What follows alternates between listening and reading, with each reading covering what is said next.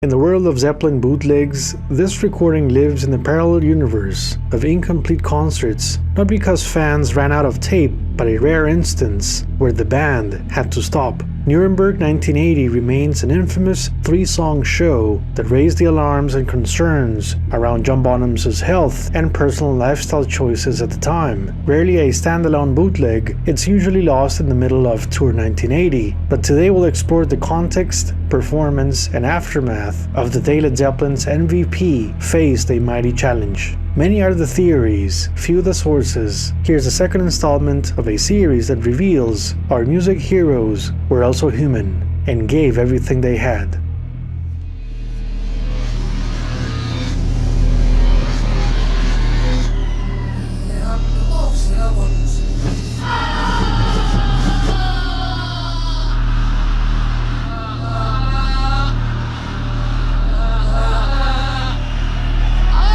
We just have a minute problem, so if you can wait patiently, we'd be very grateful.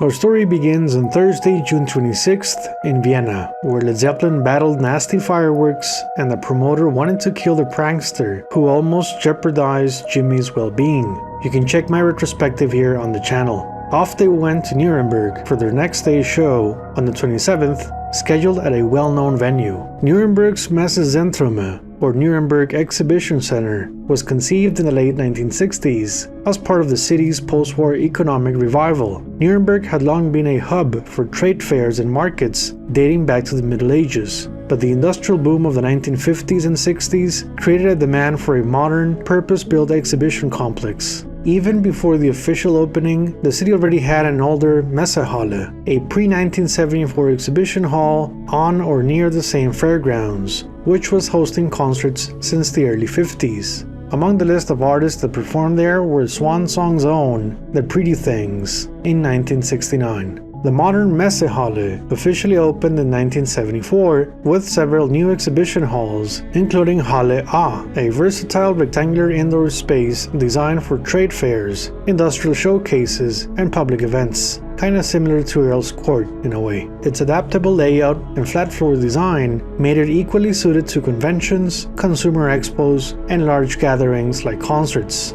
The pre-1974 hall was either demolished or repurposed during this exhibition, with Halle A becoming the go-to space for major touring acts. From that point on, promoters and fans often referred to any hall in the complex simply as Messehalle, which has caused confusion in concert record archives.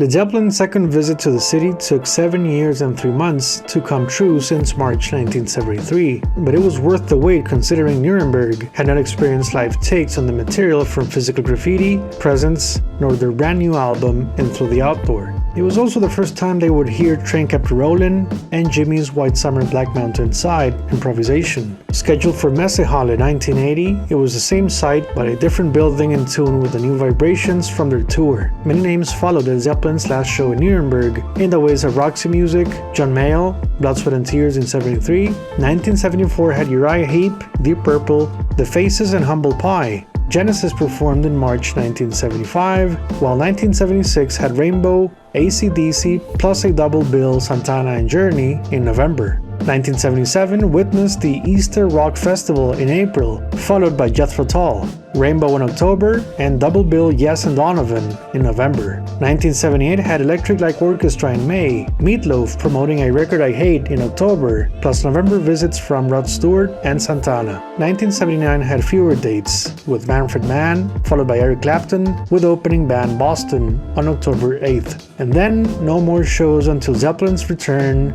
in June 1980.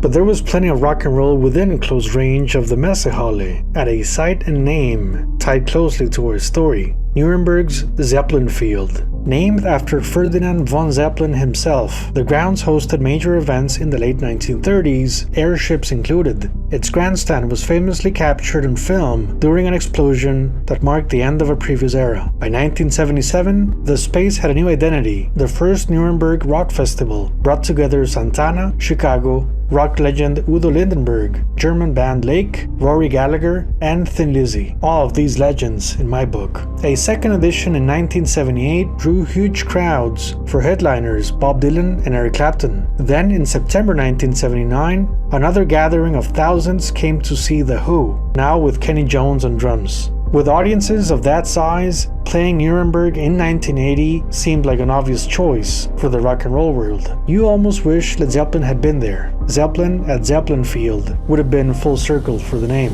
wouldn't it?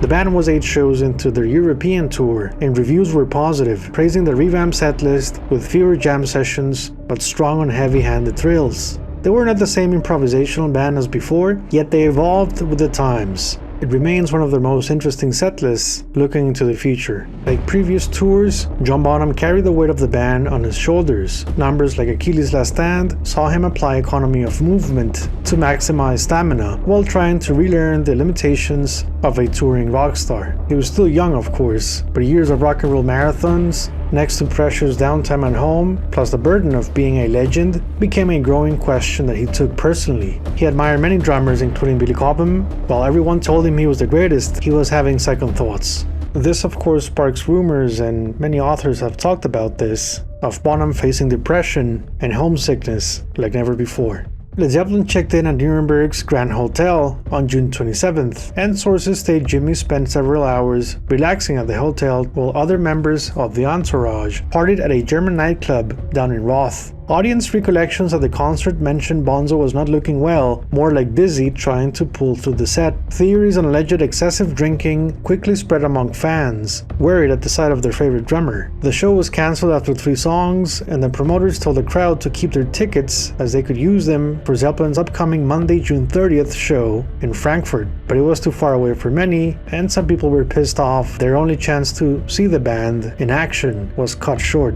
News reports from the troubled June 27th show talked about food poisoning and nasty stomach aches in the moments prior to the show, which led to John's dehydration, and according to promoter Fritz Rau, he collapsed after losing minerals and body fluids. Now, Robert Plant was interviewed for an October 2005 issue of Mojo magazine, and he said Bonzo collapsed and had to eat 50 bananas right away cause he had no potassium. An improvised solution that may explain one of the bootleg album covers for Bedtime for Bonzo. It was a combination of elements and chemistry doing its thing. He was rushed to the local hospital, and once we go over the audio portions of the show, you'll see his drumming slowly walked towards the emergency room.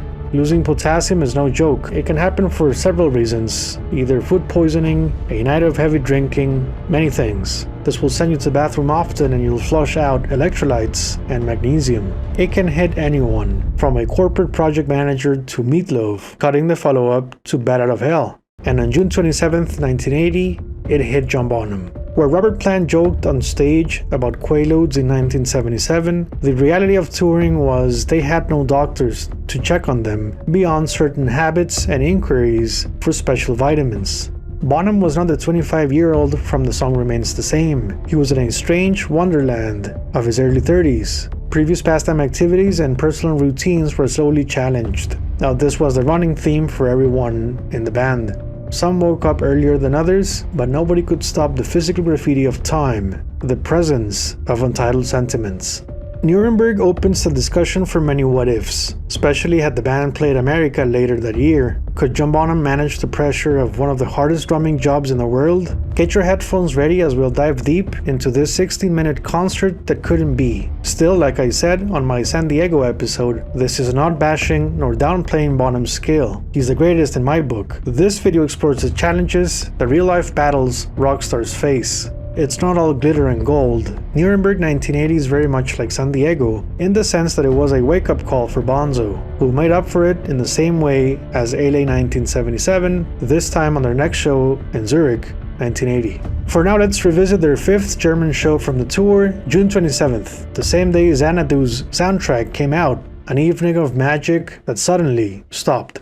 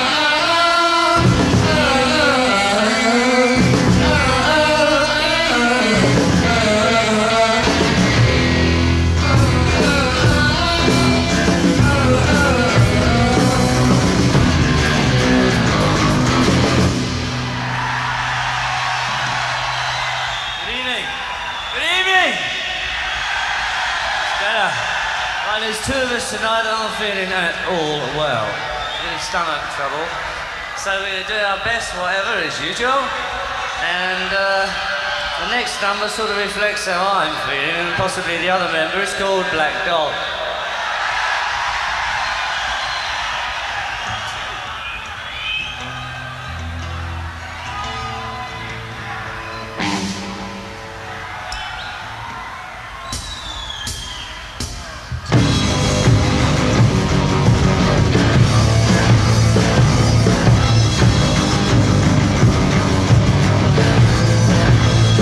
It's gonna make you groove.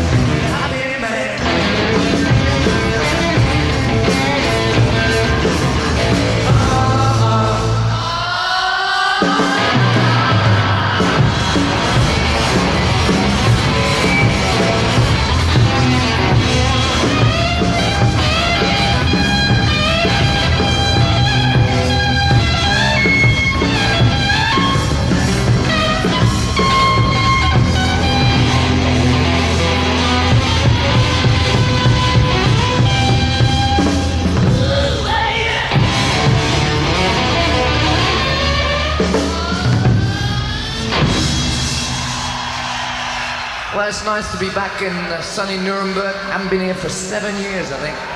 This is a track from the last one, In Through the Outdoor. It's called In the Evening.